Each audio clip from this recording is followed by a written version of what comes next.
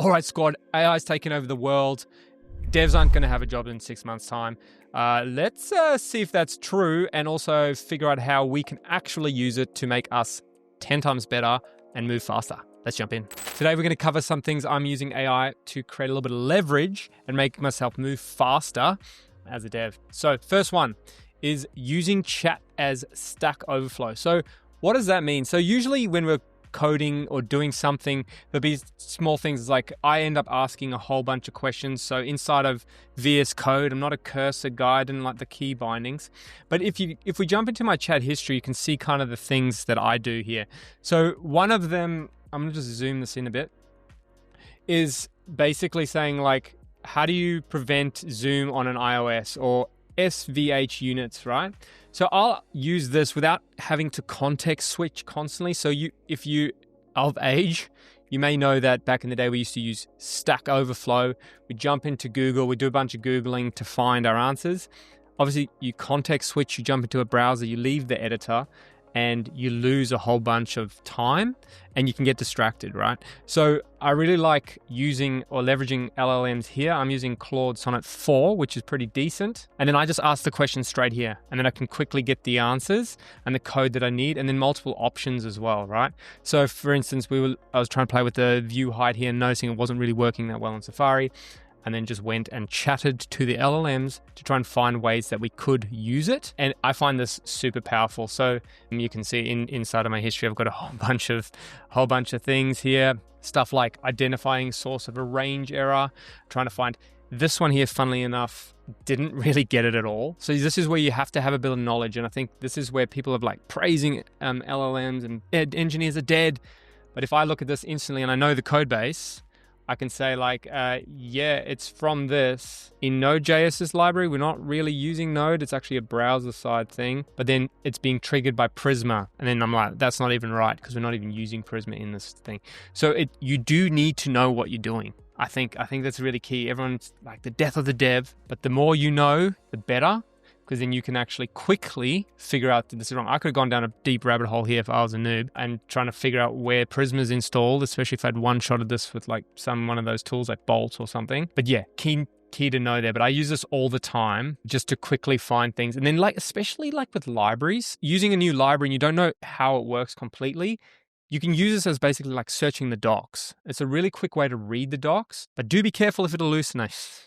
There's always that caveat. Be careful here. You got to know, but I check it out and I say like, how can we highlight today's date? You check the modifiers and it gives you like a starting point to go and look into the source code and figure out if that actually works. So first thing is using the LLM as my Stack Overflow in my editor. All right, so point 2, using agents to write scripts. So I have not used agents that much because obviously I don't really want it to take over my whole code base. If you know how to use Git, fine, no problem. It can do a whole bunch of work. But in VS Code, instead of using ask, we use agent mode. And then what it'll do, it'll actually edit files for us, right? So we can start a new convo here. What I used it for this week, which was really powerful. So I'm just going to close this off for now. We have in our README, we have this AWS Flow to actually be able to log in to our ClipFlow instances in EC2. So basically, when I want to jump in and run Rails C in production, which be careful, but sometimes you do need to do it. I have these steps. I have to go SSO login, do the login, list the clusters in our, because we're using like a ECS, like kind of like a Kubernetes or Fargate setup. Then from there, we find the clusters and we want to list the tasks. So the tasks that individual things running. From there, we got to grab the cluster ID and the task ID and then pass it into here. So it was like basically 4 steps you have to do and you're doing copy pasting. And I was like, you know what? This is super annoying. I don't want to keep doing this just to be able to jump into the server. So what I did was I copied all of this here. And then I created a new file. So I grabbed all this stuff and then I created a new file here and I basically gave it a bit more information. So I would say like, okay, make sure you log in and then wait. So I'd say then wait for user to sign in on browser. And then I just gave it a bit more context. So this is like obviously a bit plain basic steps. Like if you kind of know what you're doing, you can follow it. And I kind of did. I just needed the commands, but I needed to give the LLM a bit more information here. And I was like, okay, when you list the tasks, grab the cluster ID. And then I gave it an example of an actual one and then what the output looks like. So I'm basically reproducing my steps. So the key thing here is you actually have to describe a lot of what you want if you want to get a great result. That's what I'm seeing online with people with cursor rules and all those kind of things. And I just personally haven't had the time to invest doing that. I'm kind of hoping that they're just going to get better to a point where it can read the code base, it can figure it out itself. Like that's really what I want to do, right? I think we're still in the early days where we have to you got to be a prompt engineer. I think that's like going to be gone in the future. This is a very good example of something that would taken me probably a lot longer because I'm not a shell expert at all. I wouldn't say that I know how to write it and then pipe things across and stuff. Like I could get there for sure, but it would probably take me half a day. From what I did here is I then prompted using agent mode. So I opened up this and I just said, write me a script that I can run. And then it had, obviously you can see here the context, right, of this file. So I literally did it exactly like this, that can run this to log into to EC2. Okay. With that, it came and it actually ran this and it outputted this in it one-shotted this, which was for me super impressive. I'm just going to close this off. So I just told these were the prerequisites you need. You need the AWS CLI, you need the command line processor, and you also need your SSO profile set up, right? So there's a few little setup things. And then here you can see it literally just ran and built this for me. So it's pulled these out into just into variables here, which was cool. You can now change these here once. You can see it's used them all over the place. It lists them. It fetches the clusters. Like, I don't know how to do this. I wouldn't just been spending hours. Then it's running this. Okay. I don't really know what's going on, to be honest. I'm a JavaScript and a Ruby dev. But here we go. It's just literally written everything. It's trying to find the cluster using a grep here. Just doing all the magic, listing the tasks, finding the tasks, extracting the tasks, and executing, and then it just runs the final command. And then so now and then it also told me to make sure that this file was executable. So I did just do a chmod to run that. And then I now have a script which I can just run. So all of those commands have now just turned into, for me, basically just this. You can see I've updated the docs. It's like literally just run that shell script. Job done. That was one-shotted with an agent. It made and wrote the file and did everything. So I think super powerful.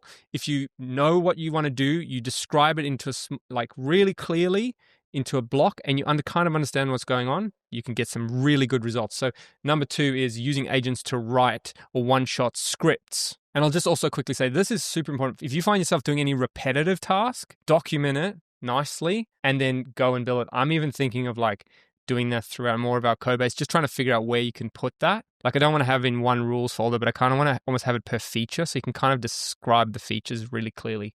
Super powerful.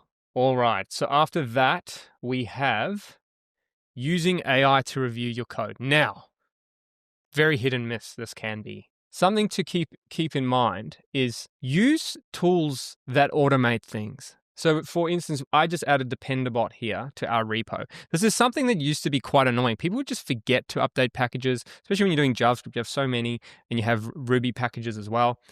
You just forget to update them because they just stale and then you just need to go through and constantly have a task to do that or something. I really like this Dependabot. Obviously, it comes with its own risks because it's just creating PRs and hasn't really tested anything. So you still need to pull this down, check it out, and then do it. But it actually just creates a to-do list here. Very important to keep your packages up to date. If you leave them, that's a whole nother story. But use automation. I think that whole AI kind of revolution is just really about automating. What can we automate in our workflow to make us move faster? Because that's how we become 10x, right? It's just how can you deliver 10 times faster? People who aren't doing this are going to move slower. So that's key there. But what I want to show you here today is I actually added in, so you can see we've done a whole bunch of packages. But you can see here, in this PR that I created, I'm using CodeRabbit. Now, not sponsored, nothing. I just seen it around. I wanted to try it. I have tried GitHub Copilot inside of here. I found it to be pretty average. It would do a couple of nitpick things, but it wouldn't really pick up anything serious. So CodeRabbit I really like because it does this whole summary, which is really cool. This is sick. When you do as a dev, write a feature and then you have to go and write the change log or the update. This is done the 6 stuff. It's like it's listed the bug fixes, docs, and chores, and all the features that are added. And really cool, really cool. And then it's done a walkthrough here. It's showed all the changes. So if I come in here reviewing someone else's code, I can quickly see what's going on, like why were these files changed? Very cool. And then I really like the sequence diagram. So we're getting a little sequence. I'll probably zoom in a bit here. You can see it's like it's saying what happens. The user selects filters. It hits this endpoint, gets authorized. It applies the filters. It serializes, sends back the JSON, renders the inertia page, and displays group filter updated task. That for me, just that is so powerful. That visualization, right? So that's really cool. Tells you what the objective is, the linked issue, right? So that's CLI 412. So that's integrating with linear, which is our task thing. The poem is ridiculous. Why are we burning trees for this? But anyway, here we go. In burrows deep, the tasks were spread, and now they're grouped and smartly led. Cool. I guess we can use that in marketing, eh? From there, it's going to give us a whole bunch of stuff. It's got nitpick comments. So it's like I didn't even notice these because they were hidden and folded. Yeah, look, I can fix the grammar because I wrote it wrong. That's probably a good find there, right? And new and improved. And then it's given me things like, that's a great pull up there, right? I should probably do that. I actually didn't see these. So this is really cool. And just doing a whole bunch of stuff here and making it way simpler. This is actually some nice refinements. So I didn't see this, unfortunately. So this is first to me, but I think this is really, some of these nitpick things for me are actually really cool. I actually prefer these over the ones it actually gave me. But you can see here, so if we jump back and open it up here. So what it's saying to us, like, so it's gone through the code base and the changes, and it picks up and says, hey, it's using this new path, but my logic is still checking the V2. So I was going to this path, and then my current page logic was V2. So that's a actual find.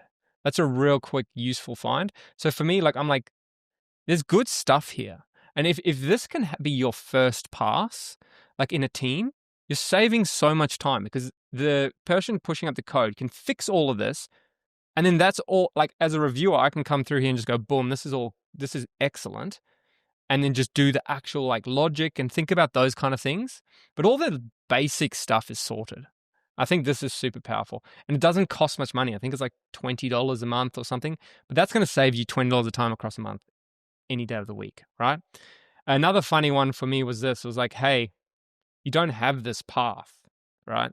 So this is where you need to know what you're doing because you have to go, no, actually that path does exist. So I literally wrote to it. I said, brother, it's right here. And then I showed them the thing. And then I told it, you need to run Rails routes grep. It's like, I've seen that. Sure you did, champ. And then it's like, I'm absolutely right. So here's the LLM just saying, you're perfectly right. And then it was too narrow and just basically apologizing. Just, I don't care. Just move on. Just don't do it again. And then it's done it again. So it's just replied to itself twice because I commented twice, which is a bit strange. But anyway. And then in here, it's just asking me to refactor. So this is kind of like a nitpick, I reckon. I only use this in one place. I don't think that's worth refactoring. But it gives you food for thought. It makes your code, I actually think this will make your code better because this is running against quite a few different tools. So CodeRabbit's not just LLM, but it runs it through a whole bunch of things like Biome. It does a whole bunch of other stuff, Rubicop. So it's combining all the outputs of all those tools into, or basically, I'm imagining passing it to the LLM, which then makes suggestions based on that. And I think that's really cool, right? So that's really powerful.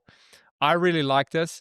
And I just said, keeping this in the crawler, only one place, easier than opening another file, right? Like sometimes refactoring actually creates complexity. So we need to be aware of that. And he goes, yeah, fair approach, avoiding premature abstraction. So look, very cool. I think this is one of a very powerful one. Just added it in, but I think it's going to like definitely help add that velocity. All right. Number 4. So 2 hardest things in software, naming things and caching, right? Now, for me, I used to drop names into the chat. I was like, hey guys, what do you reckon of this? Like for this feature, this model name. Now I just literally go like, not in agent mode, but in chat mode. I say, hey, can you give me 10 options for a Rails model called project that represents a working folder group of tasks, right? Whatever. Now, I use this usually just sanity check myself. I'm like, okay, I think I've got the good name, but in the end of the day, for me, naming is so important. Here we go. So it's completely got that wrong. Options for a Rails project model.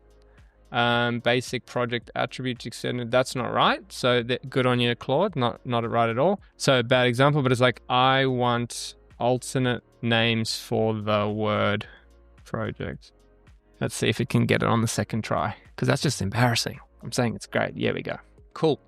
So now, depending on what you're working on, you have different alternatives: a workspace, a portfolio, initiative, a campaign, a board, a collection, endeavor, mission, program, stream. Like in my last business, we had a project and it was called a campaign. You had a campaign of things. So it's good for marketing or goal orientated.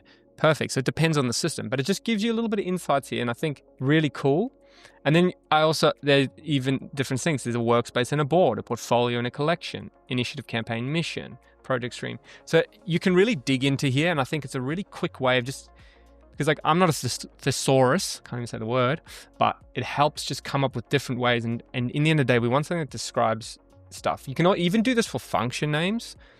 So for instance, if we jumped into JavaScript, let's go into utils. We'll go into front end. B3, utils here, and I could just say to it, could you please suggest some more names for the function, and we'll just use change page filters that make it clear what it does. So now it can actually like go and read and has a look at what the function's doing, and then can give you better names. Because sometimes people just struggle with naming of functions, right? And it's just a blocker. Just don't waste your time too much thinking about it. This is really interesting. Apply, set filters with reload, merge and apply filters. So what does this do? This is actually reload as well. So merge and apply filters is quite an interesting one, because that's exactly what we're doing. We're merging the previous filters, finding the new ones, and we're merging together, then we're reloading the page. So really cool. I think that's really cool. So naming is the final one that I think, if there's anything that you guys are using it for, or you think that I should be using it for, drop it in the comments so I can have a look. But until next time, catch you on the next one.